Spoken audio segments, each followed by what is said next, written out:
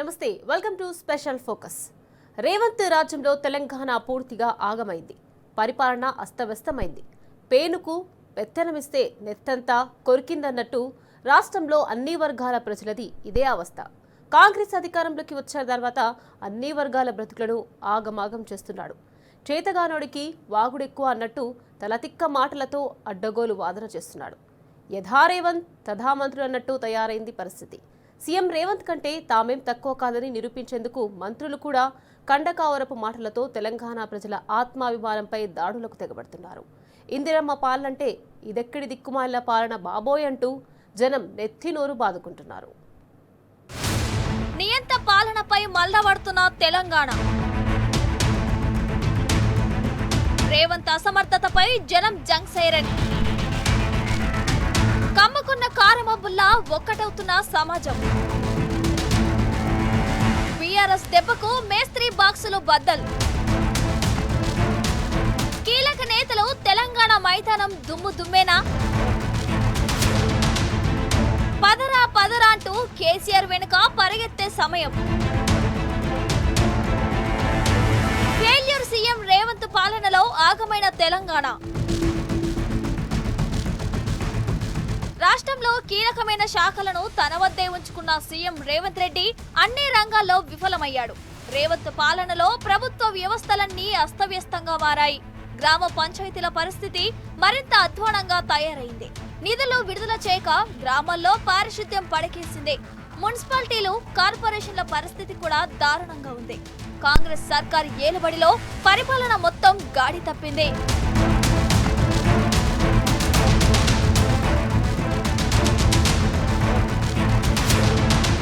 తెలంగాణ రాష్ట్రంలో కాంగ్రెస్ పాలన ప్రజలకు నరకప్రాయంగా మారింది. రేవంత్ రెడ్డి ఏలుబడిలో రాష్ట్రంలో అభివృద్ధి కుంటుపడింది. అయోమయం జగన్నాథం అన్నట్టుగా తయారైంది పరిస్థితి. కీలకమైన శాఖలకు మంత్రులు లేరు. శాఖలున్న మంత్రులకు ఆయా రంగాలపై పట్టు లేదు. పేరుకు ప్రజాపాలన, కానీ అన్ని నియంతృత్వ పోకడలే. గత బీఆర్ఎస్ పాలనలో అద్భుతంగా ఉన్న అడ్మినిస్ట్రేషన్ ఇప్పుడు గాడి తప్పింది. ప్రభుత్వ విభాగాల్లో పారదర్శకత లోపించింది. రెవెన్యూ సహా అన్ని విభాగాల్లో అవినీతి మళ్లీ జడలు విప్పింది.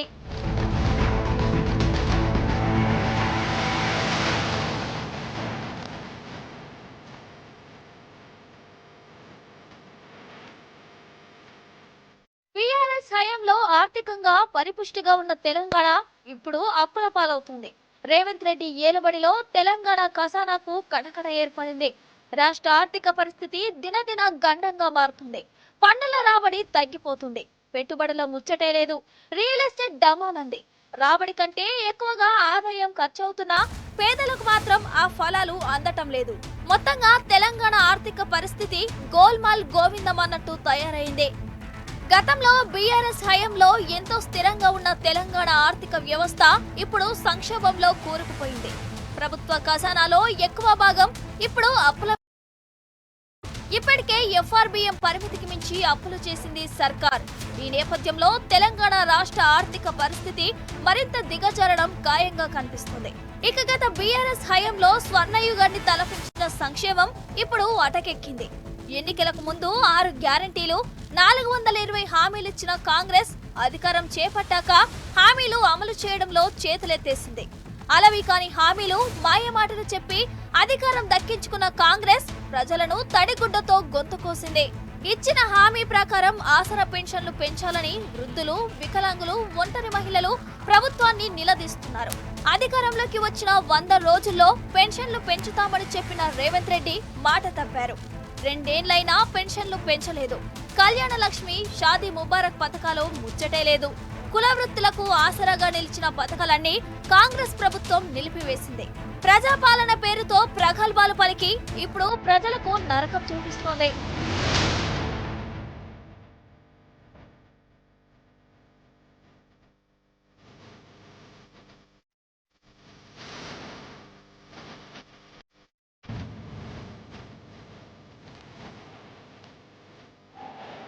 అద్భుతాల నుంచి అధోగతి దిశగా తెలంగాణ విద్యారంగం పతనమవుతుంది.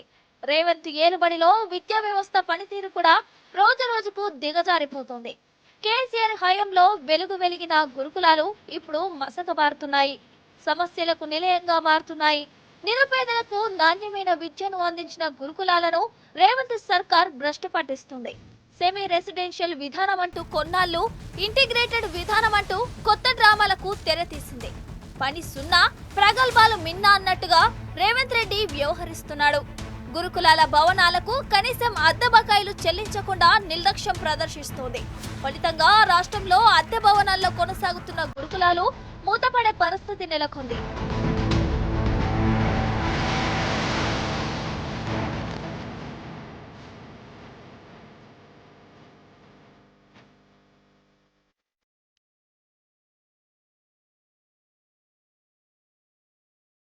గతమెంతో ఘనం, నేడేది వైభవం అన్నట్టు తయారైంది తెలంగాణ రాజధాని హైదరాబాద్ పరిస్థితి.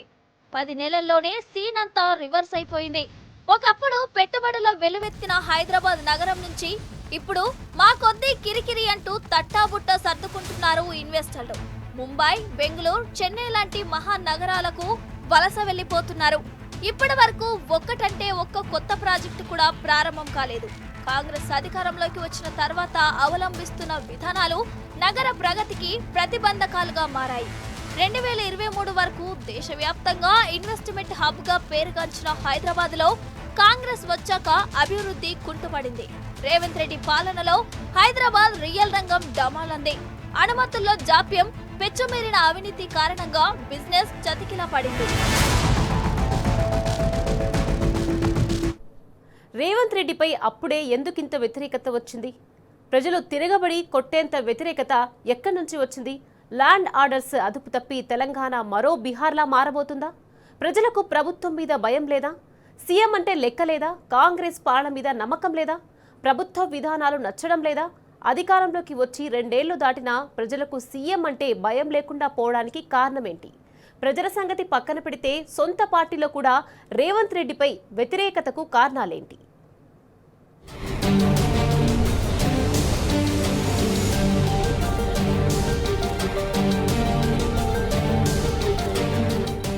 నవ్విపోదురుగాక నాకేమి సిగ్గు అన్నట్టు తయారైంది సీఎం రేవంత్ వ్యవహారం. నరం లేని నాలుకతో శరం లేకుండా అబద్ధాలు చెబుతాడు. గ్యారంటీలను అమలు చేసే తెలివి లేక 2004లో తాను లేని కాంగ్రెస్ పాలన గురించి గొప్పలు చెప్పుకుంటున్నాడు. తన 2 ఏళ్ల పాలనలో తానేదో ఊడబడిచినట్టు ఊకదంచుతున్నాడు. తెలంగాణలో ఇంతవరకు అతిగతి లేని పథకాలన్నీ అమలవుతున్నట్టు ఊదరగొడుతున్నాడు. కండ్ల ముందు 10 ఏళ్ల ఉజ్వల ప్రగతి కనబడుతుంటే ప్రజలను ఆగం చేసేందుకు కుట్రల కత్తులు నూరుతున్నాడు. రాష్ట్రాన్ని ఆగం చేసేలా విషపూరిత కుయుక్తులు పన్నుతున్నాడు.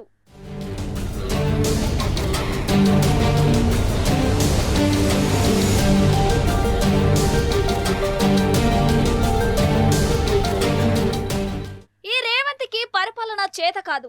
ఇచ్చిన వాగ్దానాలు అమలు చేసే తెలివి లేదు. అందుకే పనికిరాని చిల్లర మాటలు, ఎకసెక్కపు బూతులు, తన అహంకారపు ధోరణితో నీచ రాజకీయాల మడుగులో మునిగి తేలుతున్నాడు గుంపు మేస్త్రి. అసలు స్థాయిని మరోసారి చాటుకుంటున్నాడు. చెల్లని రూపాయికి గీతలు ఎక్కువ, తనకు ఎకసెక్కాలు ఎక్కువంటూ చిల్లర కూతలు కూస్తున్నాడు. స్వీయ నియంత్రణ లేని కోతిగద్ద మీద కూర్చున్న సంస్కారం లేని మూర్ఖుడు ముఖ్యమంత్రి కుర్చీలో కూర్చున్నా ఒకటేనని నిరూపిస్తున్నాడు. రాష్ట్రానికి ఆదాయం ఎలా తీసుకురావాలి అనే ఆలోచన లేదు, ఆచరణ లేదు, అనుభవము లేదు. తన అనుభవ రాహిత్యాన్ని ప్రజల ముందు కప్పిపుచ్చుకోవడానికి గత ప్రభుత్వం అప్పులంటూ తప్పుడు లెక్కలు చూపుతూ కాలం వెల్లదీస్తున్నాడీయన. రేవంత్ అసమర్థత, కాంగ్రెస్ దోపిడీ వల్ల రావాల్సిన ఆదాయం ఆ పార్టీని నిజం కాదా? దేశంలోనే అత్యధిక ఆదాయం ఉన్న రాష్ట్రం తెలంగాణ రాష్ట్రం. ఆదాయాన్ని సమకూర్చుకోవటంలో అపారమైనటువంటి అనుభవం ఉన్నటువంటి కాంగ్రెస్ పార్టీకి ఇది పెద్ద సమస్య కాదు. దోపిడీకి గురి కాకుండా జాగ్రత్త ఫిల్ఫ్రేజ్ చేసి ఆదాయాన్ని పెంచుకొని ఆ వనరులతో ఈ సంక్షేమ కార్యక్రమాలు చేయడానికి మంచి అవకాశం ఉంది. అక్కడి సూర్యుడు ఇక్కడ మొలిసిన 4,000 రూపాయల పెన్షన్ ఇచ్చి తీర్థము. రాష్ట్ర ఆదాయము పెరిగింది. పెరిగిన ఆదాయాన్ని మేము దోసుకోకుండా, మేము దోపిడీకి పాల్పడకుండా పేదలకు పంచి పెడతాము. ఎలా అమలు చేయాలో మాకు తెలుసు. మీకేదైనా అనుమానం ఉంటే బహిరంగ చర్చ పెట్టుండ్రి.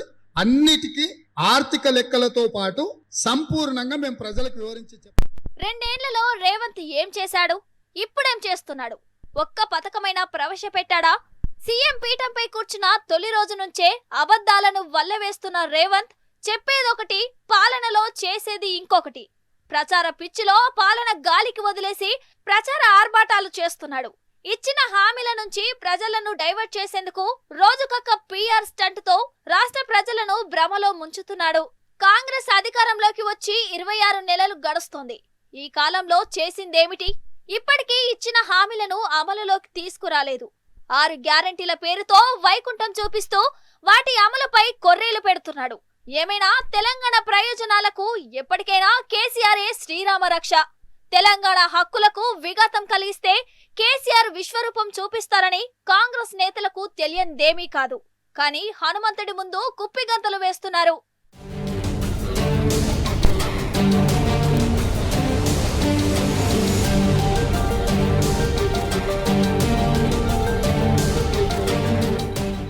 అధికారం అంటే ప్రజలకు సేవ చేసే అవకాశం. రేవంత్ రెడ్డి డెఫినేషన్ మాత్రం ఇందుకు విరుద్ధం. గద్దెనెక్కించిన వారిని గద్దల్లాగా పొడుచుకు తినడమే తమ మార్కు పాలన అంటున్నాడు గుంపు మేస్త్రి. నమ్మి గెలిపించిన యువతకే పంగనామాలు పెట్టాడు. ఇదేంటని నిలదీస్తే పోలీసులతో జులం చేస్తున్నాడు. ఆలు లేదు, చూలు లేదు, కొడుకు పేరు ఏదో అన్నట్టు అధికారం కోసం ఎన్నికలకు ముందు అందమైన పేర్లు పెట్టి అంతలేని హామీలిచ్చింది కాంగ్రెస్ పార్టీ. ఒక్కటి కాదు, 2 కాదు, ఎన్నో 420 హామీలిచ్చింది. తాను చెప్పినా, తన పార్టీ సీనియర్లు చెప్పినా తెలంగాణ ప్రజలు నమ్మరన్న ఉద్దేశంతో ఢిల్లీ పెద్దలను రంగంలోకి దింపాడి గుంపు మేస్త్రి. వాళ్లతో కూడా నోటికొచ్చినన్ని పచ్చి అబద్ధాలు చెప్పించాడు. తెలంగాణ ప్రజల గొంతు కోశాడు. ఇంకా కోస్తూనే ఉన్నాడు.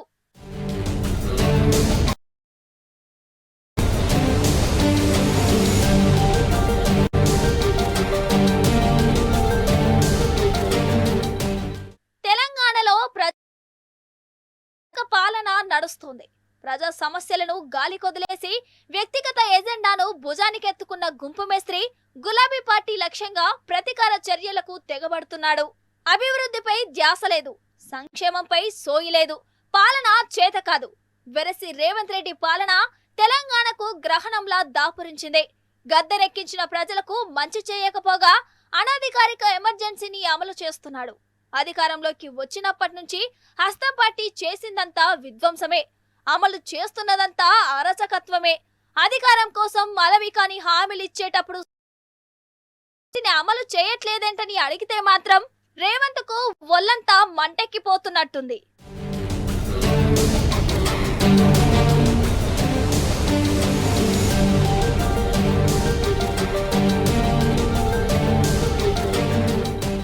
రేవంత్ రెడ్డి అష్టవక్ర పాలనతో యావత్ తెలంగాణ కుదేలవుతోంది. అసెంబ్లీ ఎన్నికలకు ముందు అధికారంలోకి రావటం కోసం రేవంత్ రెడ్డి బేషరతుగా ఎలాంటి ఆంక్షలు లేని అనేక హామీలిచ్చాడు. అధికారంలోకి వచ్చిన తర్వాత మొండి చేయి చూపిస్తున్నాడు. మెల్లమెల్లగా గ్యారంటీల ప్రస్తావన ఎత్తడమే మానేశాడు. చవకబారు మాటలు, విమర్శలు చేసి ప్రజలతో డైవర్షన్ గేమ్ ఆడుతున్నాడు. అమలు చేసిన 1-2 కూడా ఆంక్షలు, షరతులు, నిబంధనలు విధిస్తూ లబ్ధిదారుల సంఖ్యను కుదిస్తున్నాడు. మొదలే పెట్టని గ్యారంటీలను కూడా అన్ని అమలైపోతున్నాయంటూ మంత్రులు చేస్తున్న ప్రకటనలు వింటూ తెలంగాణ ప్రజలు ముక్కున వేలేసుకుంటున్నారు. వాటిని అమలు చేసే ఉద్దేశం లేకపోగా దబాయిస్తున్నారంటూ మండిపడుతున్నారు.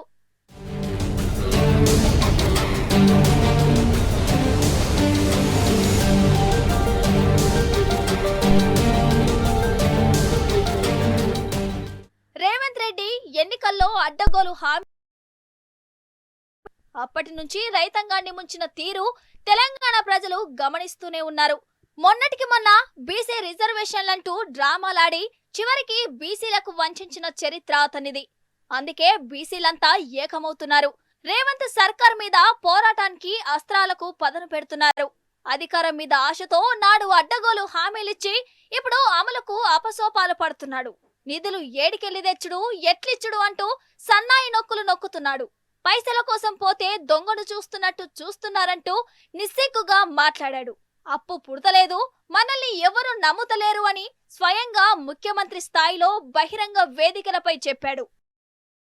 కాంగ్రెస్ సర్కార్ ఎంతటి ఆర్థిక సంక్షోభంలో కూరుకొని కొట్టుమిట్టాడుతుందో అర్థం చేసుకోవడానికి అక్కడి సూర్యుడు ఇక్కడ మొలిసిన 4,000 రూపాయల పెన్షన్ ఇచ్చి తీర్థము. రాష్ట్ర ఆదాయము పెరిగింది. పెరిగిన ఆదాయాన్ని మేము దోసుకోకుండా, మేము దోపిడీకి పాల్పడకుండా పేదలకు పంచి పెడతాము. ఎలా అమలు చేయాలనో మాకు తెలుసు. మీకేదైనా అనుమానం ఉంటే బహిరంగ చర్చ పెట్టండి. అన్నిటికీ ఆర్థిక లెక్కలతో పాటు సంపూర్ణంగా మేము ప్రజలకు వివరించి చెప్తాము. రాష్ట్రం ఆర్థికంగా బాగా లేదు, అప్పు పుడతలేదు, అనా పైసా ఎవడు ఇస్తలేడు. ఎవరినైనా కలవడానికి పోతే బ్యాంకర్లు దొంగలను చూసినట్టు చూస్తున్నారు తెలంగాణ రాష్ట్ర ప్రతినిధులను. ఎవడు ఢిల్లీకి పోతే అపాయింట్మెంట్ కూడా ఇస్తలేడు, వీడు వస్తే చెప్పులు కూడా ఎత్తుకపోతాడేమో అన్నట్టుగా ఆ పరిస్థితి ఉంది దేశం ముందల. పింఛన్దారులను వంచించి అన్నదాతల కడుపు కొట్టి నిరుద్యోగుల ఉసురు పోసుకుంటున్నాడు. దళిత గిరిజన నుంచి వ్యతిరేకతను ఎదుర్కొంటూ అనైతిక అరాచక పాలన సాగిస్తున్నాడు. ప్రశ్నిస్తే ప్రతీకార దాడులు, అడిగితే అరదండాలు, నిలదీస్తే సంకెళ్ళు, ఆందోళనలకు దిగితే కాకిలతో లాఠీల ప్రయోగాలు. అదొక్కటే కాదు, రైతు భరోసా, యువ వికాసం, ఇందిరమ్మ ఇండ్లు, ఉద్యోగుల బకాయిలు, ఫీజు రియంబర్స్మెంట్ వంటి కీలక పథకాలకు నిధులు దివాలా అంటూ పరపతిని దిగజార్చి తెలంగాణను దివాలా రాష్ట్రంగా మార్చేస్తున్నాడు.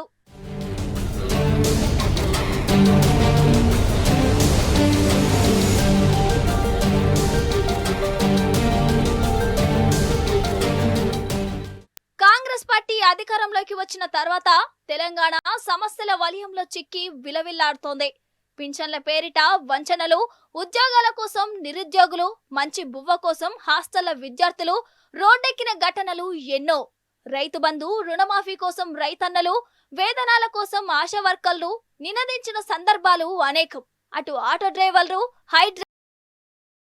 రైతాంగం, ఇలా చెప్పుకుంటూ పోతే కాంగ్రెస్ పాలనలో రోడ్డెక్కని వర్గమే లేదు, నిరసన తెలపని బాధితులు లేరు.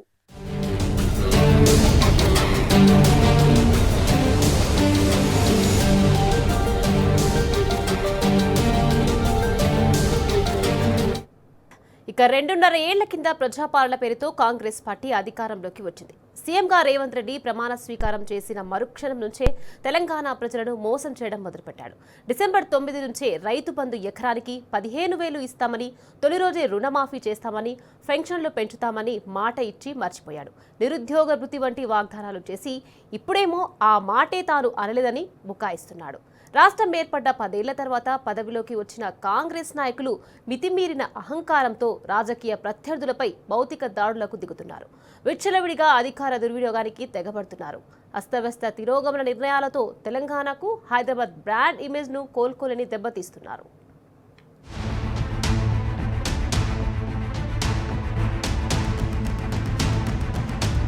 అలవిగాని హామీలతో తెలంగాణ జనాలకు అరచేతిలో వైకుంఠం చూపించి వంచింది కాంగ్రెస్.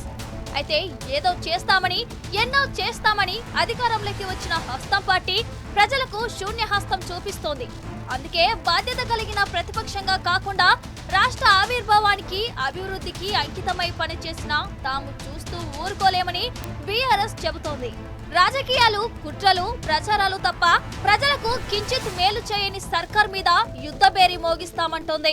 నువ్వు ప్రజలకు ఇచ్చిన 6 గ్యారెంటీలు అమలు చేసేదాకా నీ ప్రభుత్వాన్ని, నిన్ను ఎట్టి పరిస్థితుల్లో వదిలిపెట్టం.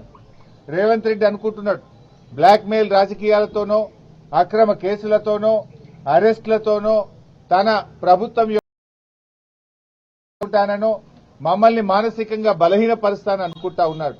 కానీ మేము మరింత బలంగా పోరాటం తప్ప ఎట్టి పరిస్థితుల్లో నీ అక్రమాలను గాని, నీ 6 గ్యారెంటీల అమలుపై నిన్ను ప్రశ్నించడాన్ని వదిలిపెట్టే ప్రశ్నే ఉత్పన్నం కాదు.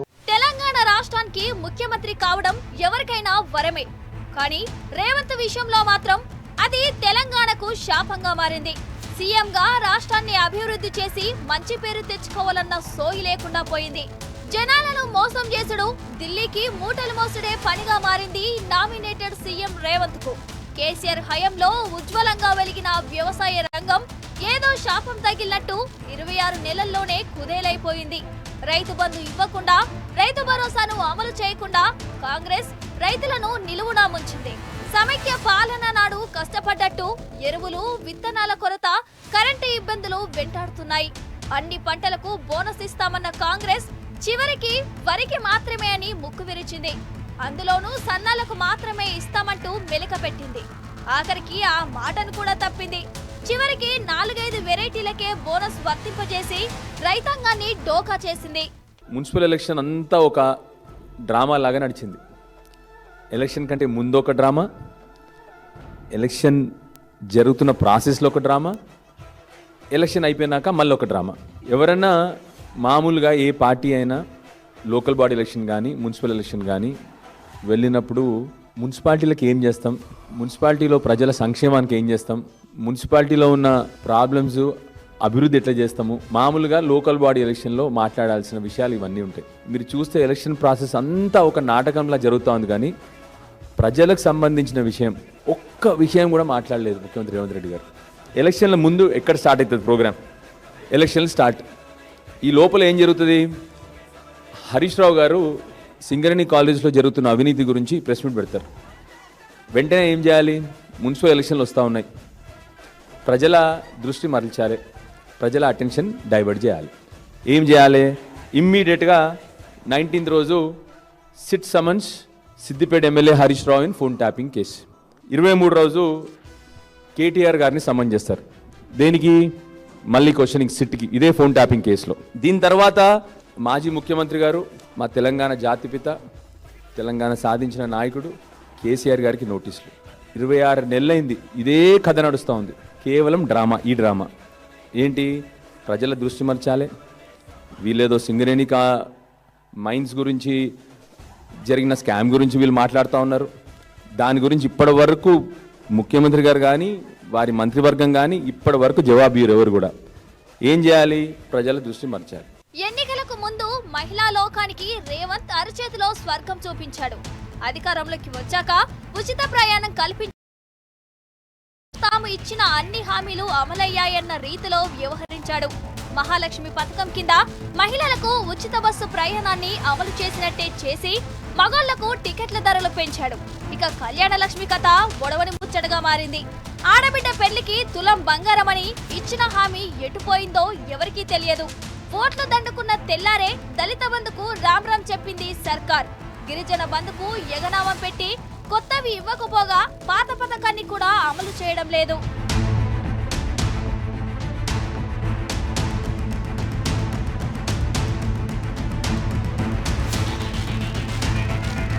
అధికారంలోకి వచ్చిన 2.5 ఏళ్లలో రేవంత్ సర్కార్ 2.5 లక్షల కోట్లకు పైగా అప్పులు చేశాడు. పైగా వాటికి లెక్కాపత్రము లేదు. ఆ సొమ్మంతా ఎటుపోతుందో ఎవరికీ తెలియదు. కేసీఆర్ తాను చేసిన అప్పులతో రాష్ట్ర సంపదను పెంచారు, ఆస్తులను కూడబెట్టారు. అందుకు తెలంగాణలో జరిగిన అభివృద్ధే నిదర్శనం. కానీ అటు సంపదను పెంచకుండా ఇటు హామీలను అమలు చేయకుండా ఆ అప్పులతో కాంగ్రెస్ పాలకులు ఏం చేస్తున్నట్టు? దీనిపై తెలంగాణ సమాజం నిలదీసే రోజు ఎంతో దూరంలో లేదు. సోనియమ్మ 6 గ్యారెంటీలు ఇస్తే తాను 7వ గ్యారెంటీగా ప్రజాస్వామ్య పాలన అందిస్తానని నాడు రేవంత్ రెడ్డి చెప్పాడు. కానీ 1.5 ఏళ్లలోనే ప్రజాస్వామ్యం అపహాస్యమైంది. భావ ప్రకటన స్వేచ్ఛకు భంగం కలిగిస్తూ రాష్ట్రంలో నిరసన తెలిపే హక్కు లేదని నియంతృత్వాన్ని చూపిస్తున్నాడు. ఉద్యమంలోనూ ఎరగని నిర్బంధకాండను అమలు చేస్తున్నాడు. ఎమర్జెన్సీని తలపించే పాలనను అందిస్తూ ఎమబట్లను మరిపిస్తున్నాడు. 2 ఏళ్ల పాలన పోలీసులతోనే పోలీసుల కుటుంబాలను కొట్టించాడు. చదువుకునే లైబ్రరీల్లో స్టూడెంట్స్ పై లాఠీ చార్జ్ చేయించాడు. నిరుద్యోగుల కన్నీళ్లతో అశోక్ నగర్ ను షోక్ నగర్ గా మార్చాడు. బుల్డోజర్లతో పేదల ఇండ్లు కూల్చి వారి జీవితాలను నాశనం చేశాడు. తన చేతిలో రిమోట్ లా ఉన్న హైడ్రా పేరిట ఇంకా చేస్తూనే ఉన్నాడు. లగచల్ల బిడ్డలపై థర్డ్ డిగ్రీ ప్రయోగించాడు. రాష్ట్రాన్ని దివాలా తీయించి దిక్కుమాలిన ప్రచారంతో తెలంగాణ పరపతి దెబ్బతీస్తున్నాడు. అబద్ధపు హామీలు, తప్పుడు ఆరోపణలతో కాంగ్రెస్ విసిరిన వలలో పడిన పాపానికి తెలంగాణ ఇప్పుడు మూల్యం చెల్లించుకుంటుంది. పక్క రాష్ట్రపు పాలకుల ఏజెంట్గా గద్దెనెక్కిన రేవంత్ తెలంగాణను పక్కాగా భ్రష్టు పట్టిస్తున్నాడు.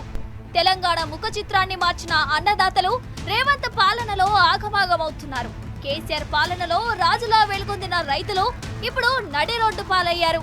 చెప్పుల లైన్ల దగ్గర పస్తులతో జాగారాలు చేస్తున్నారు. పాలనా పగ్గాలు అసమర్థులకు దక్కిన పాపానికి అవసరమైన ఎరువులు ఇవ్వటం చేతకాని కాంగ్రెస్ పాలకులు ఫాసిస్ట్ దౌర్జన్యాలతో రక్తాలు పారిస్తున్నారు. అదేమంటే ఇందిరమ్మ రాజ్యమంటూ ఊదరగొట్టే హస్తం నేతలు తమ దగాకోరు పాలనాని మరోసారి చాటుకున్నారు.